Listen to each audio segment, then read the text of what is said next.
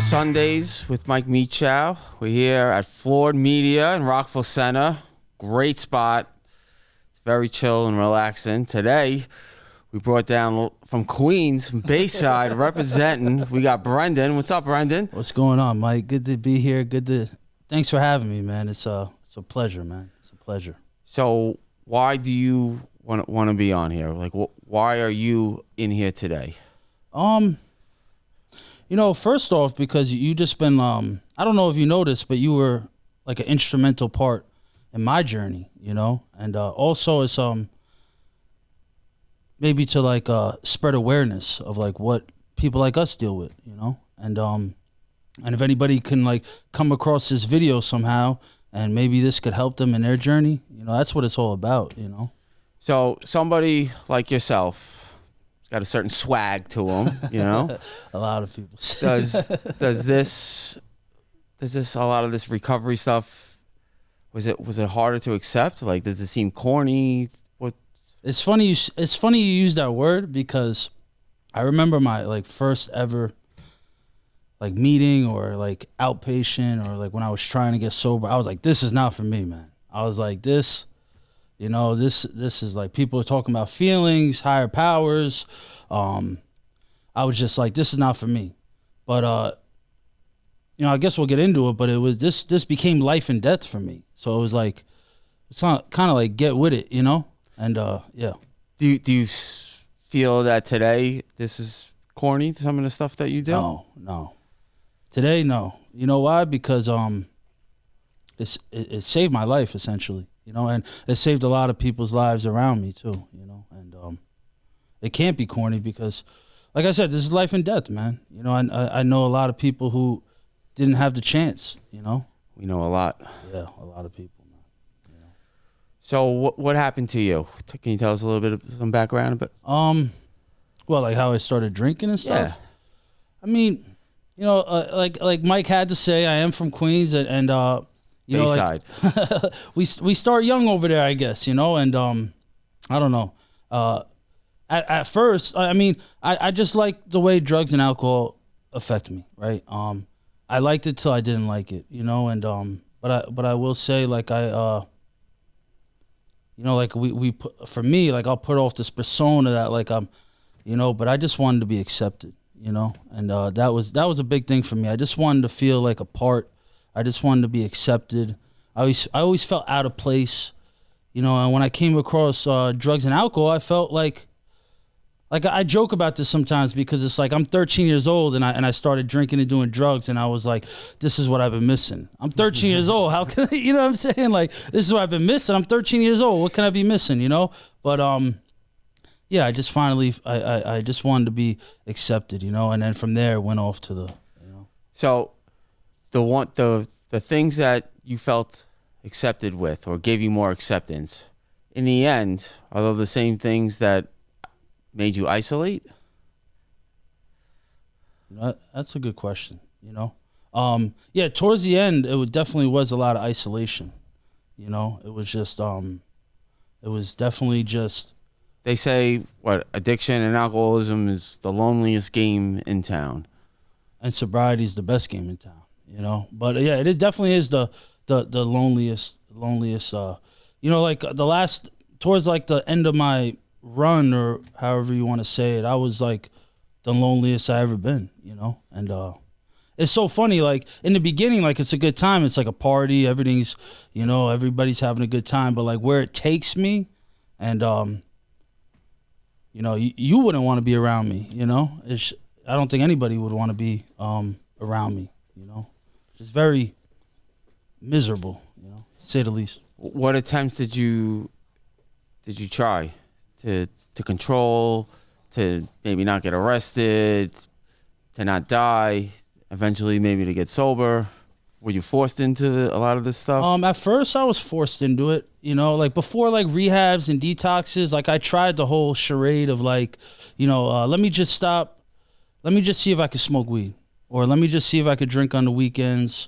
Obviously, that didn't work for me. I always thought if I had something good going in my life, that would like kind of like rear me on the right path, and none of that ever worked, like rehab started young, and I was just that guy, man. I couldn't get this, man. You know, I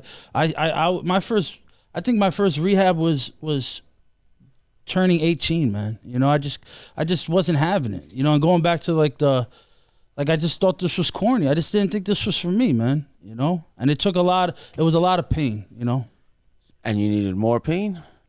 Does everybody need to reach that pain threshold? I don't think so. You know, I think pain is a great persuader. You know, and it's I think it's like it could be a teacher. You know, and just because like my runs didn't end on a bar stool, you know, my runs ended up in like very dark places. It doesn't mean that could be everybody. Can you tell us a little bit about those very dark places? You know, just like in situations like I wouldn't want to be in just to get that next one. Getting arrested. You know, just like not having a choice in the matter. Like I'm going to get high. You know, it doesn't matter. Like I did not have a choice in the matter, and that's what we talk about, powerlessness. You know. So I wanted to ask you. So a lot of people, maybe even when you were a teenager or early at this, people can identify with once they start using or drinking, it's hard to stop. But it is some other people will define powerlessness as not having that choice whether they're going to pick up that first one. Yeah. You know, that's a great question. You know, and for me, like how I was taught, like in our program we have a sponsor, and like how I was brought through this was that like I'm powerless over it. You know, and if I don't put anything like into my life, I like to call him God. You know, I guess you guys at home could Shout out to God. You guys can call him whatever you want, but I call him God. You know, like until that like power came into my life that I have today. You know, it wasn't if, it was when I was gonna drink. Like I'm going to drink if I continue to do it my way. You know, or I'm going to continue to do drugs. But when I do have the power that we call God into my life, and I'm doing what I'm taught to do here, not here essentially, but like in my life in sobriety, I have a pretty good life, you know. Can you tell us a little bit about your treatment episodes? When I say treatment episodes, I'm talking about detoxes, Where do we rehabs, start, man? outpatients. I was at a rehab speaking a couple weeks ago. We brought a meeting in there, and I was like joking around with them. I was like, I don't know, you heard of like therapeutic communities, TCs. I was in every one in like New York State, man. Like I'm like, you go on Rehab Review, that's me, you know. That's like, I'm the guy who's like, oh, you could smoke at that one got good food, but like you're not gonna like that place because like I know where you could, like it was insane, man. But yeah, my first rehab detox was like 17, 18. I was like turning 18 years old, and you know, and that was just like to get a taste of it. You know, I remember like getting out of there and drinking that same day, and like actually getting arrested. Like I was in a rehab that morning. I got out and I'm drinking with a buddy, and I end up getting arrested that night. You know, and that's another example of powerlessness. But I think I forget the years, but I think from 2015 to 18, I was like always in a rehab institution, like out for a couple weeks or getting arrested, going to detox. Do you get worse? Do you get better? It's always worse. You know, I don't like. I don't even say I pick up right where I left off. I pick up worse than where I was. As if you never stopped. You know, and you know what's even worse is when you have like a taste of sobriety and a taste of, you know, the stuff we do, and you go out there. You know, that's not a good place to be. Well, that's going to bring me to what I wanted to ask you. So you've obtained some sobriety time. Yeah. Some people would say some quality recovery. Yeah. Can you tell us a little bit with what happened and how that ended? Yeah. You know, it was right around the time I met you. 2018, I ended up in a crisis center in Freeport, not too far from here. And shout out to New Hope. Yeah, that place, you know, like you hate it while you're there, but that place like saves lives. And you know, and just for a place to go. For anybody who doesn't know what New Hope is, it's like the place you go like when you're waiting to get into a rehab, or you're like it's a shelter, you know, pretty much. And they have some groups, but they bring meetings in and stuff. But yeah, so I was in there, and you know, I had a gift of desperation, as they call it. This kid came in, and I'm good friends with him today too. It's funny, but he shared a message, and I gave AA a shot. You know, I went to a sober house. I met my sponsor there. And I dove right into like the program, you know, I got involved, and, you know, somewhere along the line, I accumulated like, some time, you know, 3 years.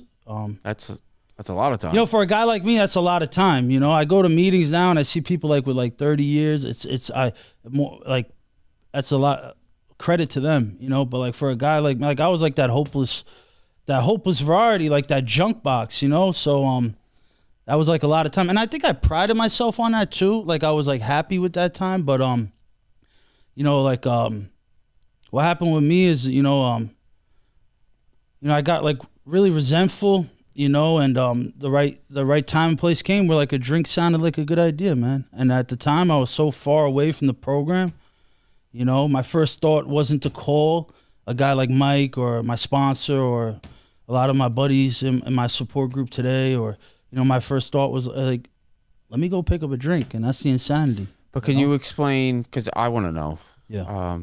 Did it happen overnight, or was this like less and less each week? Or? You know what's crazy? Like I didn't get resentful and pick up that next night, that next day. It was, for me, it was like, you know, that isolation, like we talked about, that white knuckling it. Not doing the things you were doing? Not doing the things. I remember like that whole month before I decided to pick up, I was like isolating in a studio basement apartment. A group of people caring about me, and thinking and worrying about me, and they would call me and show up at my apartment, and I was just checked out, man, you know? And because I wasn't doing what we were taught here, you know, and so it was like it was like a month, you know, like of trying to do it my way, you know? So you completed treatment, you were connected in the programs that you were going to, you moved out of the sober house, you were back working. Yeah, I was doing life. And less meetings? Yeah, in that month time where I decided to, you know, I always was like a meeting guy. You know, I do the whole program, but I do like attending meetings, you know, but during that stretch of like, I was isolating and stuff, and you know, I stopped attending meetings. And it's funny, I talk about this a lot with some guys. Like, I thought I could still like carry like AA's principles without doing AA. Like, I thought I could still live like a loving spiritual life, but like not going to meetings, not talking to guys in AA, not doing inventory. Like, I thought I could still, you know, and it was just insanity, man. So how long were you out there the last time? Like 4 months. You know, I actually relapsed. I remember the day because it happened to be my brother's birthday, October 12th of, what was it now? If this is I guess it was 2021. I relapsed, and then like mid-January, by God's grace, I was able to make it back. You know. And how'd you get back? I'm looking at him, man. You were one of the guys that like helped me, man. There was like these two guys in AA that I they're friends of mine, but like I do look up to their sobriety. One of them was my sponsor at the time, and another one's like a good friend of mine. And these guys were like coming to my house, showing up, and I just wasn't having it. I remember they were leaving big books on the stairwell. They probably told you about this. And they came back. The second time they came back, I guess it rained. It had rain, and the book was like waterlogged, I remember, and I just wasn't having it. But when that desperation came, you know, I didn't have the cojones to like give him a call. I texted him, and I was like, I need help, you know. And I'll never forget it. It was a Friday night, and they were like, one of them was like, what are you willing to do for yourself and your sobriety? And he's like, I could get you into a rehab. And like that Sunday morning, my sponsor, the other guy was in that group text, he was driving me out to a rehab, you know? And it was like people, and it's like crazy how like I left AA, but the people who showed up for me were AA, you know? Well, I wanted to bring this up. Do you think that because you were there for so long and reaching out and helping other people, that you left an impact so people weren't going to leave you alone out there? And it's funny you say that because it's like, I tell like people all the time when they're coming into the rooms, like I have a family member now who just, I have a cousin who just came into AA now, and I tell him, and I tell other guys, I say, get involved. Like you don't need to share and sound crazy, but like get involved, get people to know your name, because like, not to sound egotistical, but like me being involved in stuff, like these two guys who came at my lowest point, they knew me from being involved, you know, like they wouldn't have known me if I didn't do AA. So like, and you know, thank God for them, you know. So like I always say, get involved, get to know people. You never know like who can help you. And there's a saying, it's like, be careful, because like your sponsor, he could be your sponsor in the future. Like you just never know. So like get to know people, you know. All right, so a couple questions we have. Can you tell us what attracted you to your sponsor, to this guy? Why all of a sudden does Brendan become willing to take suggestions and listen to somebody else who's not from Queens? Oh man. Honestly, it was just a guy, you know, he happened to be around my age. He said he used like me, and you believed him? Yeah, he was pretty messed up. But he said he used like me, and I was just I had met my sponsor in a sober house. He was like getting ready to move out, and he was like helping. Like I just saw him living life, man. Like he was coming in from meetings after working all day, big book in hand, and he was just like living a good life. And he was like, I used to use like you, man, you know. And I just liked what he was doing, you know. And I was attracted to that because the way I was living was not working. And when you do those things that he's done to you with other people, oh, it's the best feeling in the world, man. So how does Brendan all of a sudden come from somebody from the streets, all of a sudden become some spiritual guru? I do like to say this, like I'm not like just because I'm sober doesn't mean like I'm like I guess like we all fall short and stuff, but like how I am able to like live this type of life that's available for anybody out there struggling. I just like stick with the basics. If it's not broken, why fix it? The book we read in the program we attend, it's clear-cut directions, designed for living. A lot of we say. So I try to live by that, you know. And when I mess up, we don't claim to be perfect, you know. So I just try to continue to do that. But the biggest thing I would say is reach my hand out and try to help others. Do you feel today more connected and more accepted than you ever have? Than those times at 13 and 14 taking your first drink and drug? Well, like connected with like people. Yeah. Definitely. I'm an isolator by nature. Like when I was using and stuff, I just wanted to be like by myself. Like it didn't matter as long as I had what I wanted. And today, like my life is so full. My life is like so full, due to like sobriety, man. You know, the life I have today, like I'm in a relationship with a woman in AA. She actually just celebrated 5 years. That's the 13th step. I don't know which way it was it me, but all my friends are in all my friends are in Alcoholics Anonymous. Like I said, like I have a family member. I have a family member who's just coming into AA, and it's like it's cool to see him like on his journey, you know.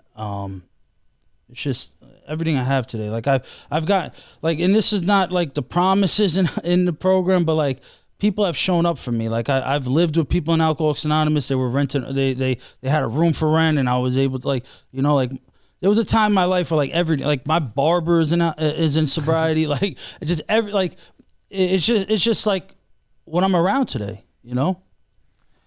So you brought up a relationship. Yeah. Are there pros and cons for somebody dating somebody in those rooms? It's tricky, man. You know, like I don't get into like all the like the jargon of like don't, you know, I don't think you can like deny like true love, you know, I guess, but like I would say like if you're going to like meetings to like look for a guy or a girl or like someone, that's like what's your intentions, you know? And run it by your support group, run it by your sponsor, and take it slow, you know? Like it's not because like I know like early sobriety, like you're trying to get out of yourself. Like you put down drugs and alcohol and now you're looking for other stuff, whether it's women, gambling, sex, food, like anything. So find out if this is like really like what's your intentions, you know? And I know like, you know, because I prayed on it and I ran it by people. My intentions were good. Her intentions were good. And it kind of just flourished, you know? It wasn't like, oh, I meet you the next day it wasn't like the rehab romance. It was like, you know, it flourished into something. Healthy. Yeah, I would definitely say it's healthy. She's like my best friend. All right. So if Brendan could approach somebody today, maybe they're 18 years old, similar background to you, what could you offer that person if they came to you for help? That's you got the questions today, Mike. I never really been Did asked my homework. that.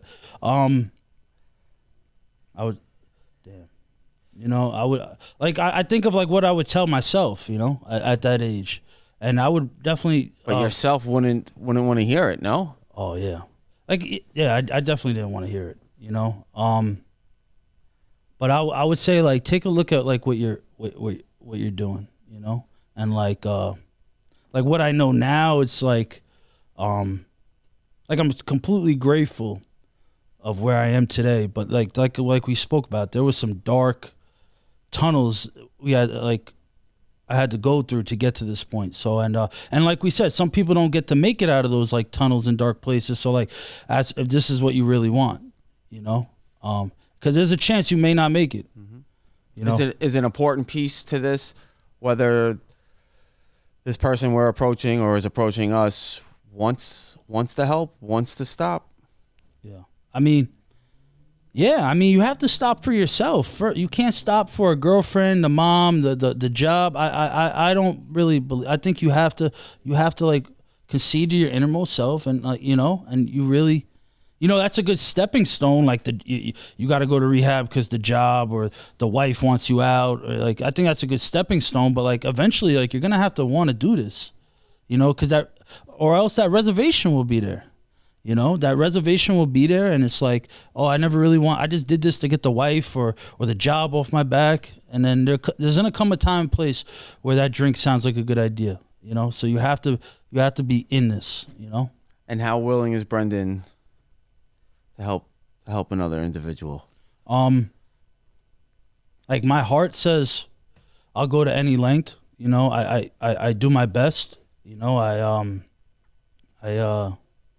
I do stuff in sobriety. I have like commitments at sober houses, and you know, I try to reach my hand out and show that this program works, and I want to like go through the book with guys and you know, take guys to meetings and stuff. And but for me, it's like keeping that same energy. Like, you know, like when life gets full and when everything, like, if it's convenient, then it's not really service, you know. It's like, well, what happens when it's inconvenient, you know?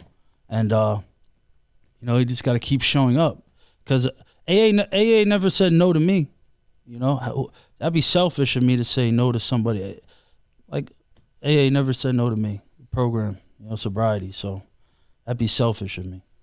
Excellent, Brendan. All right. Can you take us out can you explain a little bit how Brendan is when nobody's looking, when nobody's around? Like I said earlier, we are not perfect by any means, but I would like to say I live like somewhat of a upstanding life. You know, You know, we all fall short though. You know, but like that's a big thing, integrity, like when no one else is looking, you know. But yeah, I would like to say like I'm somewhat of a good guy. Like and it could be like the littlest things of like holding the door for somebody or saying hello to some, like you never, like someone once told me, is like you never know what someone's like going through. So like I'm at Starbucks this morning and I'm leaving and I'm just saying like, oh, like have a nice day. You know, like you never, like it's just like about being like what you want to see in this world, try to put it into here, you know? Wow, that's excellent. Do you want to give any shout outs? Oh man. Shout out anybody who helped me in my journey in sobriety. Shout out to my support group. You know, a lot of my support groups out in Glen Cove. That's where my home group is. You were just there a couple weeks ago. And North Shore. Yeah. And yeah, just shout out to anybody who helped me on this journey. Shout out to anybody like struggling right now. There's a better way. You know, if a guy like Mike could get sober, I think it's possible. If a guy like me could get sober, I think it's possible. Yeah, anybody watching, anybody out there who thinks there's a better way but isn't sure, this testimony that there is a better option out there. There definitely is. All right. Thank you so much, Brendan. Thank you, Mike. And if anybody is looking for help, you could reach us at sobersundaypodcast.com or you can contact me or Brendan directly. Awesome. Yeah. Thank you so much, Brendan. Thank you. All right.